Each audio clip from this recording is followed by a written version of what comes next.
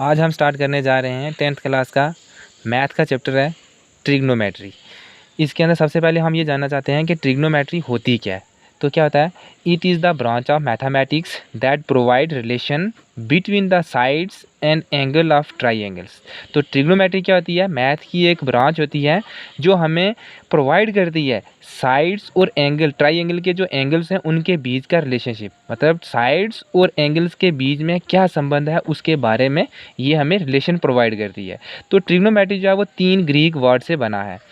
Try का मतलब होता है 3, गॉन का मतलब होता है साइड्स और मैट्रॉन का मतलब होता है मेज़र करना, 3 साइडों को मेज़र करना। तो ये होगी हमारी ब्रीफ कंसेप्ट किसके रिलेटेड, ट्रिग्नोमेट्री के रिलेटेड। तो उसके बाद हम कुछ ट्रिग्नोमेट्री के रेशियोज़ हैं जिनके बारे में अभी मैं बताने वाला हूँ आपको।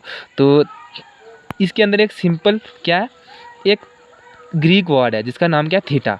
थीटा क्या होता है कि सिंपल अगर बताया जाए तो थीटा होता है जो हमारे एंगल्स होते हैं ना, एंगल्स ही हमारा क्या होता है, थीटा होता है। ठीक है, अब इसके अंदर मैं आपको एक ट्रिक्स बताने वाला हूँ। एक ट्रिक्स है जिसका नाम क्या है कि P B P H H B S C T. तो आप सोच रहे हो कि ये क्या है, ये एक ट्रिक है जिसके अंदर आप कम से कम आपके 10 फार्मूले इसके अंदर कवर हो जाएंगे। तो जिसका क्या है, पंडित बद्री प्रसाद हर हर बोले सोना चांदी तोले। तो P और B का मतलब हुआ परपेंडिकुलर बटा हाइपोटेन्यूज, तो ये होता है आपका साइन थीटा। तो साइन थीटा आपका देखो P/H हो गया, तो ये क्या हो गया हमारा साइन थीटा। उसके बाद क्या है B/H, तो B क्या बेस और हाइपोटेन्यूज, तो ये हो गया हमारा cos थीटा। P और B, तो ये क्या हो हमारा P और B क्या होता है हमारा T/tan। तो P/H हो गया हमारा साइन थीटा, B/H हो गया हमारा cos थीटा, P/B हो गया हमारा tan थीटा। तो अब आगे वाले ये 3 फार्मूले आपके यहाँ से निकले जब आप कोसेक, सेक और कॉट थीटा जो होते हैं ये जस्ट पहले वाले तीनों का क्या होता है, रिवर्स होता है।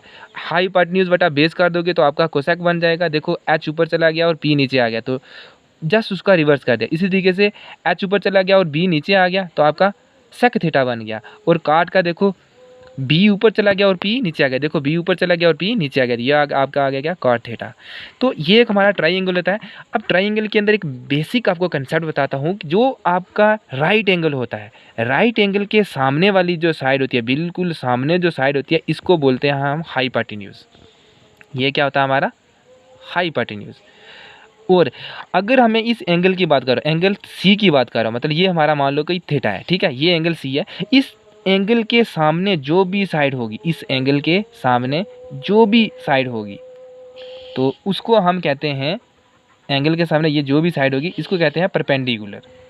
और बाकी वाली साइड देखो, ये सामने वाली साइड तो आपकी हाइपोटेन्यूज आ गई, इस एंगल के सामने कौन सी आ गया, परपेंडिकुलर आ गया आपका। और ये जो बच जाता है ये होता है आपका बेस। ये कंसेप्ट कभी नहीं भूलना। जब भी आप देखो, ये एंगल C की बात हो रही है, अभी अगर एंगल A की बात में करता तो उसमें क्या हो जाता, चलो इसमें मैंने कर दिया, इसकी बात करता हूँ, ये मेरा एंगल A है, तो इसके अंदर क्या होने वाला है, एंगल A मेरा ये आ गया। अब मैंने बताया, अभी आपको बताया कि 90 डिग्री के सामने जब होगा वो क्या होता है आपका हाइपोटेन्यूज।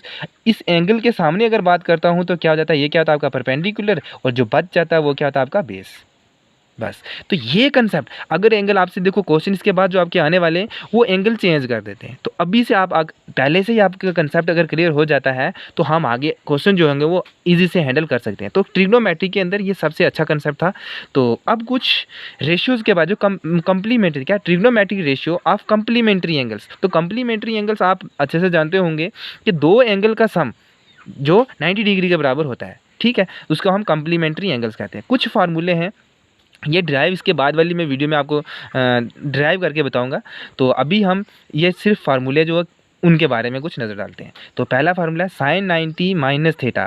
तो साइन 90 माइनस थीटा जो होता है वो कास थीटा के बराबर होता है। अब यही कास मैंने पकड़ा, तो कास 90 माइनस थीटा तो किसके बराबर हो गया, साइन थीटा के बराबर। इसी तरीके से अब टेन 90 माइनस थीटा किसके बराबर हो गया, काट थीटा के बराबर। अब वापस मैंने काट पकड़ा और काट 90 माइनस थीटा किया तो टेन थीटा के बराबर हो जाता है। फिर सेक 90 माइनस थीटा किसके बराबर हो जाता है, कोसेक थीटा के बराबर हो जाता है। और कोसेक 90 माइनस थीटा किसके बराबर हो जाता है, सेक थीटा के बराबर। तो आज के लिए बस इतना ही।